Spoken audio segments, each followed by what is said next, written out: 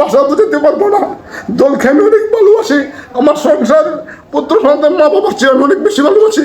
এই দলটা আমার রক্তের সাথে মিশে গিয়েছে, তবে দল আমাকে সেইভাবে মূল্যায়ন করে নাই। আমার সন্তানকে বাড়িতে রেখে আমি ঢাকায় মাছের ব্যবসা করে পরে আমার জীবিকা নির্ভর করা হবে। সঙ্গে থাকায় অভিনন্দন সকলকে। কিশোরগঞ্জের নিকলির ইতিহাসের এক কালো অধ্যায়ের নাম ফ্যাসিস্ট আওয়ামী লীগের শাসনামল। এমন নির্মম দুঃশাসনের কথা তুলে ধরতেই চোখের পানি ছেড়ে দিলেন নির্যাতিত এক বিএনপি নেতা। এক এক করে বেরিয়ে আসতে লাগলো নিকলিত নির্যাতিতদের তথ্যচিত্র। এছাড়াও তিনি আফসোস এবং অভিমানের সুরে বলতে লাগলেন নিজের দলের বিষয়ে একান্ত কিছু কথা। এবার কথা না বাড়িয়ে চলুন শোনা যাক তার মুখ থেকে রাজনৈতিক জীবনের তিক্ত অভিজ্ঞতার বিষয়ে একান্ত কথাগুলো। আপনার পরিচয়? আমার নাম হচ্ছে মোহাম্মদ হাতেম আলী। আমি একজন তারেক জিয়ার আদর্শের সৈনিক। আমার বাড়ি দামপাড়া, আমার ওয়ার্ড নং 7। আচ্ছা, শুনেছি আপনি দীর্ঘদিন থেকে বিএনপি সক্রিয় রাজনীতির সাথে জড়িত। রাজনীতি করে আপনি কি পেয়েছেন, কি হারিয়েছেন, আপনার বাস্তব অভিজ্ঞতাটুকু একটু যদি তুলে ধরেন। আপনি যেটা শুনেছেন এটা সত্য। বিএনপি রাজনীতি আমার নিবেদিত প্রাণ। মঈনুদ্দিন ফখরুদ্দিন আমল থেকে আমি রাজপথে আন্দোলন সংগ্রাম করে আসছি। আমি যদি আমার কথা বলি অনেক সময় লাগবে, অথবা কথা শেষ হবে না। আমার বৃত্তে রাজনীতিকদের হাহাকার, যে আওয়ামী লীগ স্বৈরাচারের নির্যাতন, জুলুম, আত্মত্যাগ যা সহ্য করেছি তা বলার মতো না।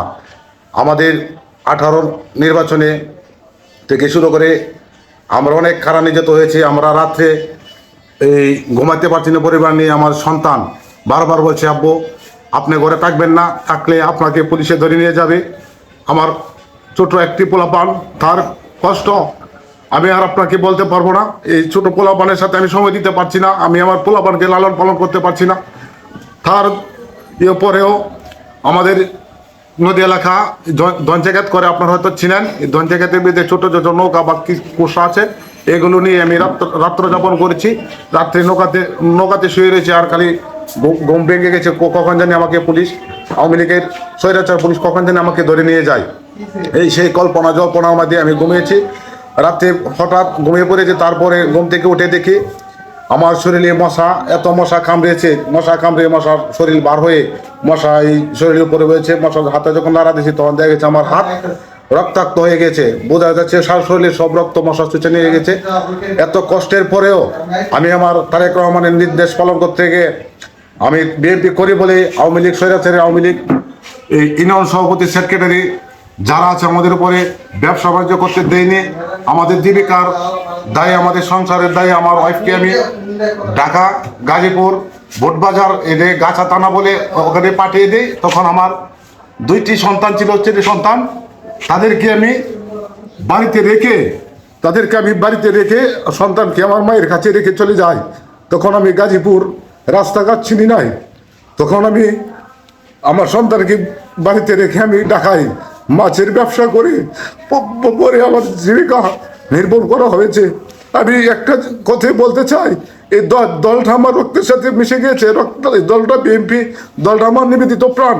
এই দলের জন্য আমার জীবন বাজি রেখে সংসার আত্মত্যাগ করে আমি সব কিছু করেছি, তবে দল আমাকে সেইভাবে মূল্যায়ন করে নাই।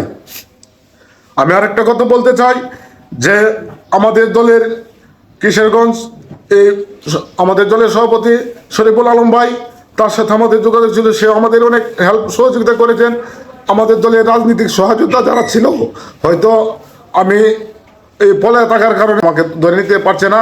আমাদের অনেক বন্ধু বান্ধব জেলে চলে গিয়েছে। আপনাদেরকে বলতে চাই, আমাদের অভিভাবক নিকলি বাজিতপুরে গণমানুষের নেতা শেখ মুজিবুর ইকবাল সাহেব, উনিও 22টি বছর ধরে দলের জন্য আত্মত্যাগ, অর্থনৈতিকভাবে আমাদের জেলের থেকে আমাদের সহযোদ্ধা নেতা কর্মীদেরকে সে অনেক সম্মান, অনেক ভালোবাসা দেখিয়েছেন। সে জেল থেকে জামিনে, হাইকোর্ট থেকে সুপ্রিম কোর্ট, যে জায়গায় যাওয়া লাগে এখান থেকে আমাদের নেতা কর্মীদের উদ্ধার করেছেন। তবে একটি কথা বলতে চাই, এই খুনি হাসিনা সরকার, আওয়ামী লীগ পেশিবাদ সরকার, আমরা দলকে ভালোবাসি। দলের নির্দেশ হচ্ছে আমাদের গণতন্ত্রের মা বেগম খালেদা জিয়া, উনি একটি কথা বলতেন, আমাদের সন্তান মারা গেছে, আমার স্বামী মরে গেছে, এই দেশ আমার, এই দেশ ছেড়ে আমি পালিয়ে যাব না। আমি দেশের মানুষের গণতন্ত্র ভোটের অধিকার ফিরিয়ে দিতে চাই। মানুষ যেন কথা বলতে পারে মুখ খুলে। এটি একটি স্বাধীন দেশ। আমাদের মার কথা শুনে আমরা মার কথা মুখে লালন পালন করে আজ আমাদের অর্থনৈতিকভাবে আমরা ক্ষতিগ্রস্ত। এই দলের জন্য আমরা অনেক কিছু দিয়েছি। আজ আমি এটা বাসা বুঝতে পারবো না। দলকে আমি অনেক ভালোবাসি। আমার সংসার, পুত্র সন্তান, মা বাবার চেয়ে আমি অনেক বেশি ভালোবাসি। দল আমার তারেক রহমান আদেশ, আমাদের দেশ নেত্রী বেগম খালেদা জিয়া, সে এমন একজন মানুষ যার কথা বললে আমাদের বুক চিরে রক্ত দিতে ইচ্ছে করে, রাজপথে মরতে ইচ্ছে করে। জেল জুলুম ভেঙে আমাদের সহযোদ্ধাদেরকে উদ্ধার করার মতো মনে আগ্রহ জাগে। তারপরে আমরা এই দলটাকে ধরে নিয়ে এসেছি। তো আরেকটি কথা বলতে চাই, আমাদের দলের সাংগঠনিক গঠনতন্ত্রের নিয়ম, আমাদের দলের দামপাড়া ইউনিয়ন কমিটি হয়েছে। আপনারা যদি যাচাই করেন, দামপাড়া শতকরা 95 জন মানুষই বলবে দুর্দিনে যে আমি হাতেম এই দলের জন্য কি করেছি। আওয়ামী লীগ বিএনপি যারা আছে সবাই বলে আমি দলের নিবেদিত প্রাণ। আমি এই দলের সাংগঠনিক সম্পাদক পদপ্রার্থী ছিলাম। গঠনতন্ত্রমূলক 11 জনকে দিচ্ছিল। আমার কোনো দুঃখ ছিল না যদি সাংগঠনিক সম্পাদক আমাদের 11 জনের মধ্যে একজনকে দিত। আমার দলের এইটি আমার দুঃখ।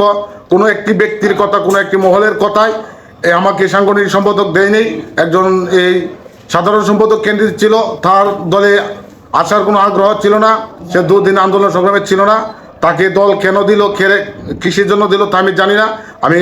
আমার দেশ নায়ক তারেক রহমান যখন দেশে আসবে, আমি একজন দলের সৈনিক। আমি বিশ্বাস করি তারেক রহমান আমাকে যদি বাংলাদেশে আসে, তারেক রহমান আমাকে তার কাছে পৌঁছানোর জন্য জায়গা দিবে। আমি আমার মনের দুঃখগুলি, আমার কষ্টগুলি, রাজনৈতিক যে ভাষাগুলি আমি আমার তারেক রহমানকে বলে বলবো। আমি অপেক্ষায় আছি। তারেক রহমান যখন বীরের বেশের দেশে আসবে, আমার ভিতরে যা কথাগুলো আছে আমি আমার অভিভাবক ভারপ্রাপ্ত চেয়ারম্যান তারেক রহমানের কাছে এই কথাগুলি তুলে ধরবো।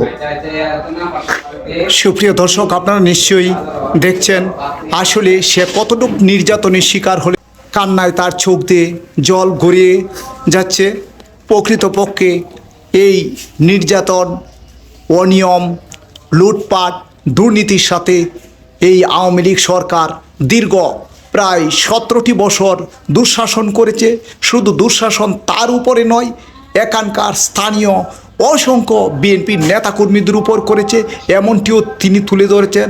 শুধু তাই না, অনিয়ম বাণিজ্যের সাথে, লুটপাট বাণিজ্যের সাথে জড়িত ছিল যারা প্রকৃতপক্ষে সাহায্য পাওয়ার যোগ্য ছিল, তারাও সাহায্য এবং সহযোগিতা পায়নি, এমনটিও তুলে ধরেছেন। দামপাড়ার সাধারণ মানুষ অনেক নির্যাতিত হয়েছে। যারা মনে করেন দামপাড়া অসহায় দরিদ্র গরিব মানুষ, যাদেরকে বিজ্ঞাপন দিত গেছে, অর্থশালী প্রভাবশালী লোক সরকারের মাধ্যমে এই যে ঘর এসেছে, দামপাড়া ইউনিয়নে অনেকটি ঘর এসেছে। এই ঘরগুলি যারা পাওয়ার যোগ্য ছিল তাদেরকে দেয়নি। আর আমাদেরকে ভয়ভীতি দেখে বিএনপি, আমাদের যারা প্রতিবাদ করি তাদেরকে এই পুলিশ, আওয়ামী লীগ প্রশাসনের মাধ্যমে আমাদেরকে এই জেল জুলুমের বই থেকে আমাদেরকে বাড়ি চাড়া করেছে। আমাদের বাড়িতে আগামী পুলিশ পেটিয়েছে। তাই আমরা গরিব অসহায় মানুষ ঘর যারা পাওয়ার উচিত তাদের জন্য প্রতিবাদ করতে পারিনি। যারা বিএনপি ও সমমনাদেরকে সাপোর্ট করত তৎকালীন সময়ে, বিশেষ করে আওয়ামী লীগ সরকার যখন ক্ষমতায় ছিল, সে সময়ে এখানকার কি পরিস্থিতি হয়েছিল? যখন আওয়ামী লীগ সরকার ক্ষমতায় ছিল, ইউনিয়ন পরিষদের সরকারি মাল যেগুলো আছে, যারা বিএনপি করেছে তাদেরকে, গরিব অসহায় যারা ভিক্ষার যোগ্য তাদেরকে এই সরকারি মালগুলো দেয় না। যারা আওয়ামী লীগের আত্মীয় স্বজন বা আওয়ামী লীগ করে, আওয়ামী লীগপন্থী এই লোকেদেরকে এই ইউপি যে সুযোগ সুবিধা, সরকারি মালামালের সুযোগ সুবিধা গড় সহ তাদেরকে দিয়েছে। সাধারণ অসহায় মানুষ, গরিব মানুষ যারা পাওয়ার যোগ্য তারা দিয়েছে না, বলছে তারা বিএনপির লোক।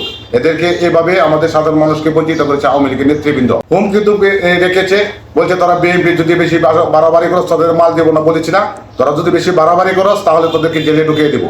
এটা আমাদের নেত্রীর নির্দেশ। তারা আমাদের হুমকি ধুমকি দেখেছে, পুলিশের প্রশাসনের বই দেখেছে আমাদের সাধারণ অসহায় মানুষদেরকে।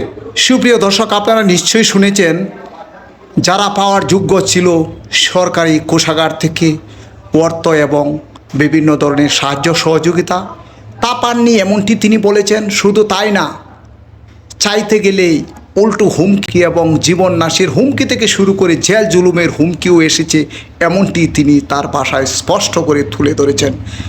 ভালো থাকুন, সুস্থ থাকুন, শুভকামনা। এমনই কোনো ত্যাগী নেতার সাথে কথা হবে যারা প্রকৃতপক্ষে যোগ্য আসনে অধিষ্ঠিত হওয়ার কথা, তারা ন্যায় বিচার থেকে যারা বঞ্চিত হয়েছে, যারা জেল জুলুমের শিকার হয়ে, যারা অত্যাচার নির্যাতনের শিকার হয়ে, যাদের রুজি রোজগারে বাধাগ্রস্ত হয়েছিল তৎকালীন সময়ে, এ সকল নির্যাতিত যারা রয়েছেন, যারা আজ সুবিধা বঞ্চিত, দলকে প্রতিষ্ঠিত করার লক্ষ্যে যারা আমরণ সংগ্রাম করেছে, তাদের বাস্তবতার চিত্র আমি তুলে ধরবো এক এক করে। সেই পর্যন্ত আপনারা ভালো থাকুন, অপেক্ষা করুন। শুভকামনায়, আল্লাহ হাফেজ।